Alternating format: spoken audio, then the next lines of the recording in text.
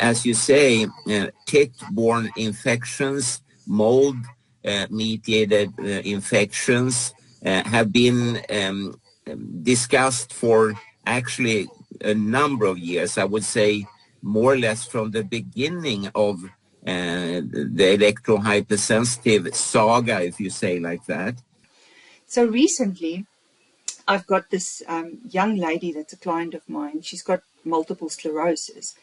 And I normally love going to a person's home because then you can see these things. I can open cupboards. I can see what toxins are hiding in the cupboards and in the personal care products and the household chemicals and the pesticides and so forth.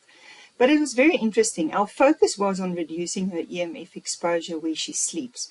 So we went through the bedroom, and because she lives very far from where I am, we did a video, basically a video interview. And as she scrolled past her bed, I saw something in the corner and I said, just go back. And guess what it was? It was mold. Oh. And it took me quite a while to convince her that mold is an issue. But now she's really realized that mold is one of the triggers in her symptoms. And it's very interesting. If we now look at research, I look at research by Beth O'Hara, where she says that many times MS symptoms are as a result of mold toxicity. And sometimes it's even misdiagnosed.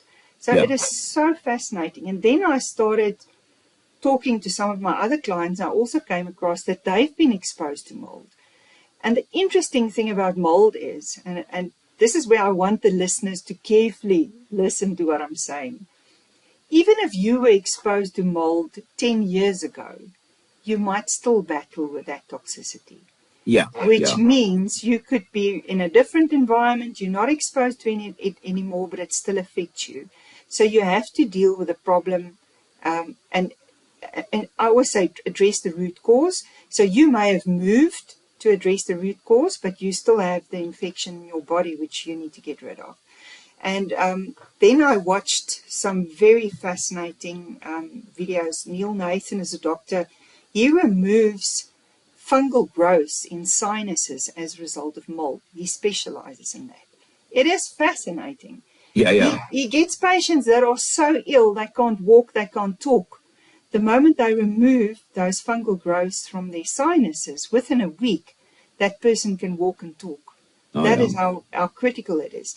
So I think from what I've seen is there's a couple of ways it manifests. Some of it is skin dermatitis, and now we're going back to screen dermatitis, or skin rashes. It could be in the sinuses. For some people it goes into their lungs and it causes respiratory issues. But the interesting one is for many people it goes and sits in the gut, and it causes a lot of gut issues because you've got fungal gut growth in the gut. So it's just absolutely fascinating. Some people, it even affects their eyes because they get fungal growth in their eyes.